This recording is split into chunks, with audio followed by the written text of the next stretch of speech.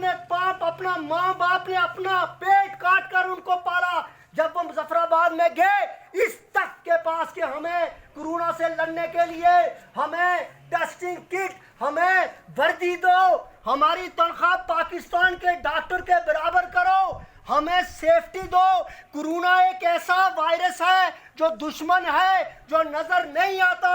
हमारे कीमती डॉक्टर इस कोरोना की वजह से मर गए, पाकिस्तान में मर गए, यहाँ पर इस नामनाद आजाद कश्मीर में मर गए, मर रहे हैं, लेकिन किसी को हमारे डॉक्टर्स की परवाह नहीं है। इसलिए कि ये जो ऊपर बैठा हुआ माफिया है, ये बेशर्मों का टोला मुजफ्फराबाद में 90 लाख की गाड़ी एक एक सेक्रेटरी और एक एक डायरेक्टर लेता है आपके देने पर। लेकिन हमारे बच्चे क्या डॉक्टर आसानी से बनता है? मुझे बताओ, बोलना जरा, क्या डॉक्टर आसानी से बनता है? क्या डॉक्टर आसानी से नहीं बनता। तो एक माँ बाप जो डॉक्टर को 15-18 साल पढ़ाकर जब वह अस्पताल में भेजे, तो उसको ये बेशरम, ये बेगैरत, ये बेहया, हमारे टैक्स पर पलने वाले बेशर्मों का टोला, ये हमारे डॉक्टरों को जब मास्क ना दे, ये उनको जब वर्दी ना दे और वो डॉक्टर कोरोना की वजह से मरे, तो क्या हम खामोश रहे? क्या हमें खामोश रहना चाहिए? यही बात है कि इन बेशर्मों ने मुजफ्फराबाद में आज 20 दिन हो गए हैं।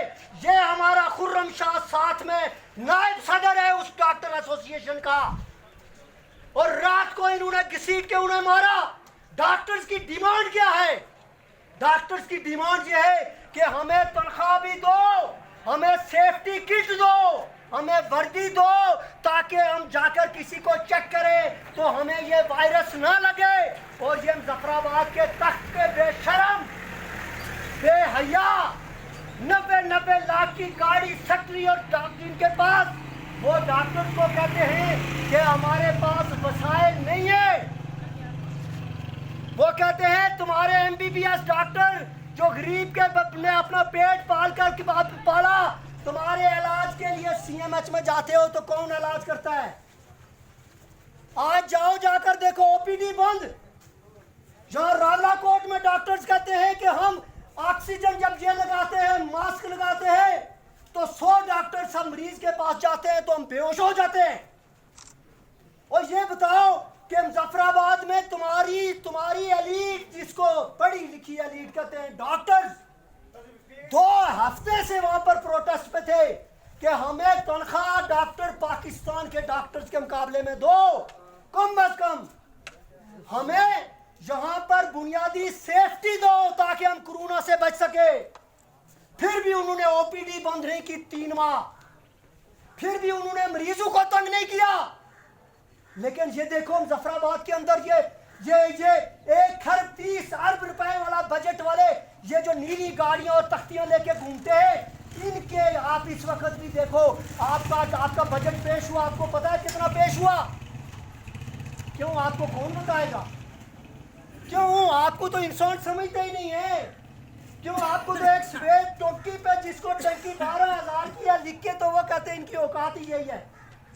क्यों? तुम्हारे लिए तो उन्होंने आधा किलोमीटर रखी है। क्यों? तुम्हारे पैसे पे पलने वाले चंद एक लोग मुजफ्फराबाद के, और उनके वो तुम्हें क्यों बताएंगे? इस दफा भी तुम्हारा 1 खरब से ज्यादा बजट, कितना जोर से वापस बोलो और कैमरा इन पे लगाओ, ये भेड़े बकरियां नहीं है। 1 खरब से ज्यादा बजट, उसमें से तरक्याती बजट कितना है? तरक्याती सिर्फ 20 अरब रुपया, बाकी कितना जाएगा? गैर तरक्याती बजट। गैर तरक्याती बजट क्या होता है? पता है क्या होता है? सेक्रेटरी, डायरेक्टर, मशीर, वजीर, सेक्रेटरी, एमएलए, वजीर आजम, उसके बच्चे, आगे उसके बच्चे, उनकी तनख्वाहें, उनकी अय्याशियां। और तुम मुझे आके देखते रहो, हम यूरोप जा रहे, हम यूनान जा रहे, हम अबू धाबी जा रहे हैं, हम यहाँ पे शाम को फुटबॉल खेलेंगे, हम मैराडोना है, हम मेसी है, हम खोदी का सिर है। इलाज तुम्हारे पास नहीं। इस डिस्पेंसरी के अंदर मेरे हाथ में एक आदमी मरा, मेरे हाथ हाथ में मरा, 25 मिनट मैंने उसकी CPR की। बाज दफा कहते वो खुदकुशी कर लूं, किन में फंस गया हूं भाई। उसकी मेरे हाथ में डेथ हुई, 25 मिनट मैंने उसकी CPR की। वो बच सकता था, लेकिन अस्पताल में एनजी सीट नहीं है। अस्पताल में हमारे डॉक्टर नहीं आए। बेचारा शमीम वो वाटर कैरियर है, उसने कहा क्या करें यार, इसको जाने दो।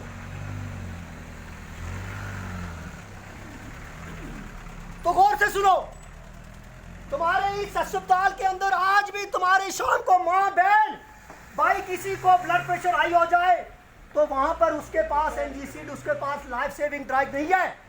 जबकि वही डायरेक्टर हेल्थ, वही सेक्रेटरी हेल्थ 15 से 20 लाख रुपया अब तुम्हारे टैक्स पे ले रहा है। तुझे सिंगे मिट्टी लाई नहीं है दुए करने में, ऐस खेड़ मासरो मैं बनने पटसरो मैं ये करी सो, और तुम्हें ये समझते ही कीड़ा मकोड़ा है। वो कहते हैं इलेक्शन के वक्त हम आएंगे, इनको जगवाल, इनको जानी बेगाल, इनको ज्वाराल, इनको कुंभयाल, इनको सज्जन, इनको आबासी, इनको मर्दयार राजा तकसीम करके, जहां ये नहीं होगा आगे शाख तकसीम करके हम वोट ले लेंगे। ये क्या है, ये तो कीड़े मकोड़े हैं। और मैं तो कोई जगवाल नहीं हूं, मैं तो कोई टब्बर नहीं हूं। मेरा टब्बर इंसानियत है, मेरा टब्बर आम आदमी है। मैं लानत भेजता हूं जो टब्बर और बरादरी की बुनियाद पर लोगों को तकसीम करते हैं। क्या तुम्हारी भूख, क्या तुम्हारा इलाज ये 5 साल में आकर पूछते हैं? क्या किसी ताकतवर टब्बर वाले ने गरीब के टब्बर वाले को बीमारी के वक्त जाकर पूछा? उस वक्त कहा कि ये मेरी नीली गाड़ी तुम्हारे लिए है। क्या उस वक्त तुम्हारे पास वो टब्बर वाला आता है? नहीं आता। लेकिन कौम पढ़ना नहीं चाहती, कौम पढ़ेगी नहीं। मुझे ये बताओ, जब तुम्हें शऊर ही नहीं है, तुम्हारा शऊर यह है कि तुमने एक दूसरे को खाना है, तुम्हारा शऊर यह है कि तुम्हारा टैक्स जफराबाद के अंदर जो भी हुक्मरान हो वो तुम्हारा पाबंद है। किसी से जाती मुखालफत नहीं है। क्या जाती मुखालफत है? जब तुम्हारे नाम पर एक वोट लेकर जाता है और तुम्हारे खून पसीने से ये दुकानदार है, ये टैक्स देता है, ये रोड वाला टैक्स देता है, ये जलेबी वाला टैक्स देता है, ये सिलेंडर टैक्स देता है, ये बायर वाला टैक्स देता है, तो ये तुम्हारा बजट कलेक्ट होता है। कहते हैं कि हमारे पास बजट नहीं। 1200 मेगावाट मंगला डैम की वो बजट किधर गया? 100 खरब रुपया। नीलम जेलम का बजट किधर जा रहा है? तुम्हारे हेल्थ के अंदर जो आज कोरोना से डरकर बेचारे माँ मेरी रात को डरती है, तुम्हारी माँ डरती है कि कहीं हमारा बेटा कोरोना से सऊदी अरब अबू धाबी में मर गया तो उसकी लाश भी नहीं मिलेगी। हर रोज एक मातम होता है। और बेशर्म जफराबाद के बेगैरत वो उनके लिए सोचते नहीं। क्यों? क्योंकि उनके बेटों के लिए इलाज, उनके बच्चों के लिए तालीम तुम्हारी तरह के केजी स्कूलों में नहीं है, तुम्हारी तरह के सरकारी स्कूलों में नहीं है, बाहर है। वो अपना इलाज तुम्हारी तरह इस अस्पताल में नहीं करवाएंगे, वो छोड़ देंगे अपने माफिया को। और खुदा के वास्ते कौम, ये जिंदगी एक दफा मिलती है, ये मरना है, मौत है। और क्यों नहीं बाइज्जत मौत मर जाते? क्यों नहीं कहते कि जब इलाज के लिए जाए तो सिफारिश की जरूरत ना पड़े? क्यों नहीं कहते कि जब थाने के अंदर जाए तो थानेदार की ये जुर्रत ना हो कि वो किसी आम आदमी के कहेंगे नीचे बैठो। वो थानेदार तो तुम्हारा नौकर है, वो एसपी तो तुम्हारा नौकर है, वो डॉक्टर तो तुम्हारे नौकर है।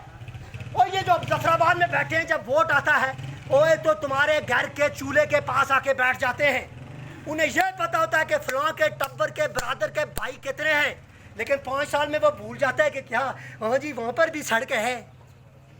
तो इसलिए मैं आपसे कह रहा हूँ 1 खरब 30 अरब का बजट है इस दफा, वो बजट भी सिर्फ 20 अरब रुपया इस वक्त तुम्हारे लिए। तरक्याती बजट तुम्हें रोजगार कौन देगा? क्या तुम्हारी रोजगार जरूरत नहीं है? क्या तुम्हारी रोजगार जरूरत नहीं है? बोलो जोर से, है? हाथ खड़ा करो। है? मानते हो ना कि रोजगार दो? कोई पार्टी हो, कोई नस्ल हो, कोई बात हो, तुम्हें रोजगार मिलना चाहिए ना? मिलना चाहिए ना? इस धरती के अंदर पैदा हुए हो ना? क्या अगर अबू धाबी के अंदर आपके सहरा में तुम्हारी मशीनें गुले गुलजार कर सकती हैं? ये हमारे बुजुर्ग 5 नस्लें वहां खपाने के बाद यहाँ पर आए, इनको इलाज में असर नहीं। इनके बेटे हमारे भाई फिर आपके सराह में। टोटल आबादी कितनी? 40 लाख। कितनी? जोर से पूछना कितनी? 40 लाख। आधे पिंडी डिवीजन जितनी। कितनी? पिंडी डिवीजन जितनी। बिजली तुम्हारी पूरे पाकिस्तान को रोशन, जरेन बादला तुम्हारा पूरा पाकिस्तान रोशन। फिर भी कहते हैं कि ये तो हमारा खाते हैं। और एहतजाज करो रोड के लिए तो माफिया आ जाता है, कहता है रोड से कुछ मिलता है एहतजाज से। और हमने कहा दुनिया में बताओ आज भी किसी मुल्क के अंदर 200 मुल्क से ज़्यादा है, कोई मुल्क मुझे बताओ, गूगल करो, आधा किलोमीटर कोई मिलता है। और वह इस पर भी होती है जो डॉक्टर, ये करीब है हमारा खुर्रम शाह, किस तरह पड़ा सबको पता है। 20 दिन से वो रोड पे लेटे हुए मुजफ्फराबाद में। क्या मांग थी? कि हमें मास्क दो, हमें जो है ना यहाँ पे वर्दी दो, हमारी तनख्वाह बेहतर करो, इसलिए कि कोरोना वायरस एक गुमनाम दुश्मन है जो कीमती डॉक्टर्स को मार रहा है। और इन बेशर्मों ने उनको ये कि उनकी तनख्वाहें बढ़ाते, उनका लिबास देते, उनको 15 दिन के बाद रात को क्रैकडाउन करके मारा है। और एक डॉक्टर आसानी से बनता है?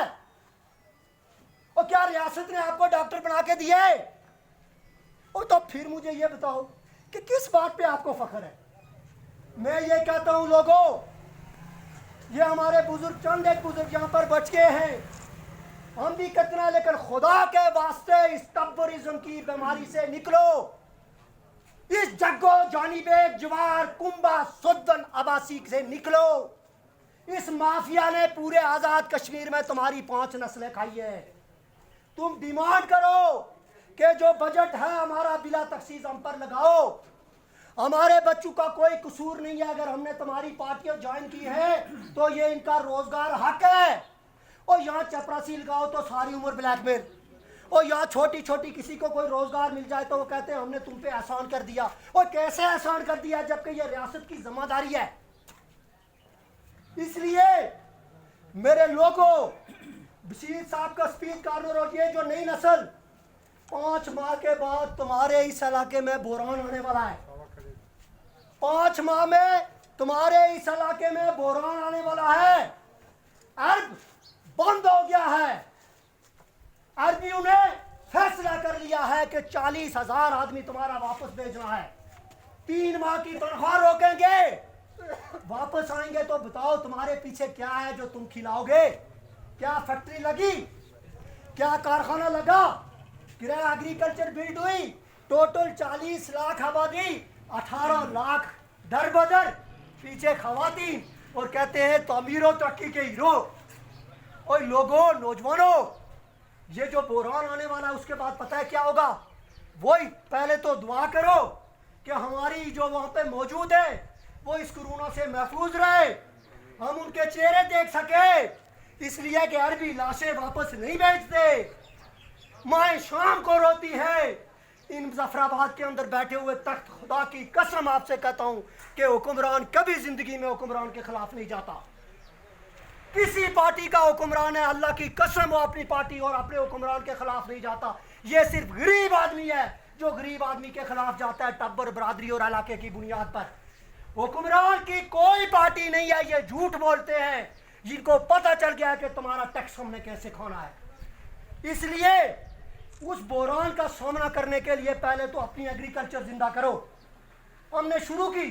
दूसरा, अब ये डिमांड करो कि अबू धाबी से जो आने वाला है ये उसका कसूर नहीं है, हमें यहाँ पर रोजगार चाहिए, फैक्ट्री यहाँ पर लगे, कारखाना लगे, टूरिज्म डेवलप हो।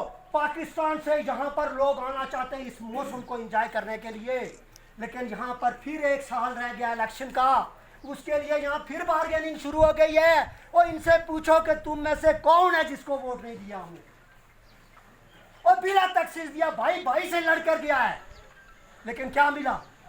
इसलिए नौजवानों, खुदा की कसम, शऊर रखने वाली कौम, उसको तोप की जरूरत नहीं होती, उसको बंदूक की जरूरत नहीं होती। तुम शऊर पकड़ोगे ये तुम्हारे पांव पकड़ेंगे, तुम शऊर पकड़ोगे ये तुम्हें घर में आकर देंगे। लेकिन शऊर कैसे पकड़ोगे कि ये तय कर लो। मैं आपको एक मिसाल देता हूँ कि शऊर कैसे पकड़ोगे, गौर से देखना, सुनना सुनना। मेरे मोहतरम, मेरे बुजुर्ग आज़ाद साहब वहाँ पे बैठे हैं, ये मेरे मोहतरम अक्सर रजा साहब बैठे हैं। मैंने खुदा की कसम स्टेज से होकर कई बार कहा, मैं अब भी कहता हूँ कि अल्लाह की कसम, मेरा सियासत में अब ये लोग कभी भी टारगेट नहीं है, ये मेरे बुजुर्ग हैं, ये हमारे चंद लोग हैं जो अब बचे हुए हैं। मैं आपको बताऊं, हमने सियासत करनी है, लेकिन खुदा की कसम अपने तबके के लिए करनी है, गरीबों के लिए करनी है। मैं आपको बताऊं आम आदमी तकसीम क्यों है। मैंने एक दिन तजर्बा किया सोच समाज का तालिब इल्म होने के नाते, चूँकि मैं समाज का तालिब इल्म हूँ, मैं दानिश्वर नहीं हूँ, मैं कोई बहुत बड़ा फन्ने खान नहीं हूँ। मैंने एक तजर्बा किया और वो तजर्बा आपसे शेयर करता हूँ। मैंने दुकान पे कुर्सी रखी, 5 आदमी बुलाए, जहांगीर साहब गौर से सुनना, ओ नौजवान गौर से सुनना, 5 आदमी बुलाए। पहले से मैंने सवाल किया, भाई साहब मेरा बड़ा मसला है, यहाँ पे रोज़गार नहीं है, बात सुने जी, ये इस डिस्पेंसरी में हमारे पास दवाइयाँ नहीं है जी, MBBS डॉक्टर नहीं है, और जनाब इंसाफ नहीं है। थोड़ी देर के बाद उस भाई के मुंह से एक लफ्ज़ निकला, उसने कहा इमरान साहब आप बात ठीक कहते। उन्होंने कहा बात ठीक कहते, लेकिन आपको एक बात बताऊं, असल में लोग बात नहीं समझते। अजी लोग गल ना समझे, क्या आखिर लोग गल ना समझे। मैंने कहा ठीक। वो बंदा गा, मैं दुआ बुलाया, खुदा की कसम ट्रू पिक्चर दसना ऐसा कि दुआ बुलाया, मैं उसको 5 सवाल पूछे। ये सवाल पूछा जी कि रोज़गार नहीं, जी साड़ी बेतो कीरी दी कुइयां खत्म है, थाने भी बेतो कीरी दी, रोज साढ़े नस्ल होगी दे।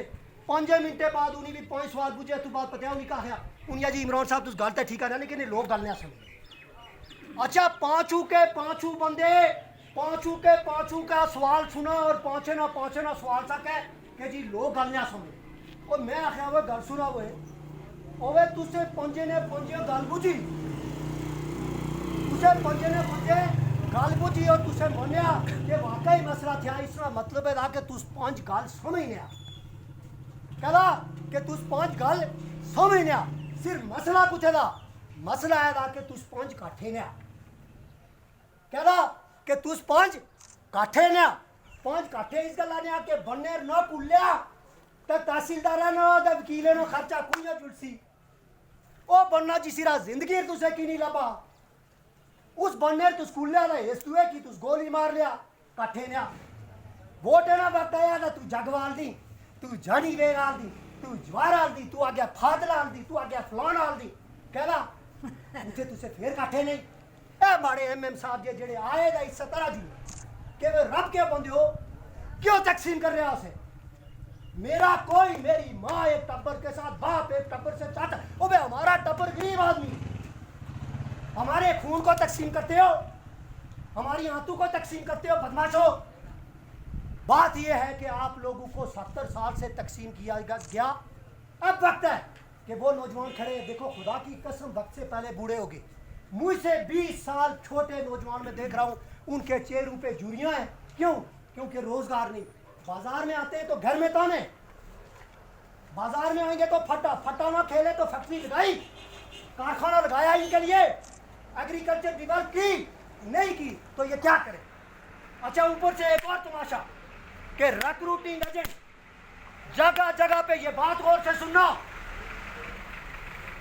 ये बात गौर से सुनना कि जगह जगह रिक्रूटिंग एजेंट, वो रिक्रूटिंग एजेंट किसके टाउट हैं? जफराबाद के सब।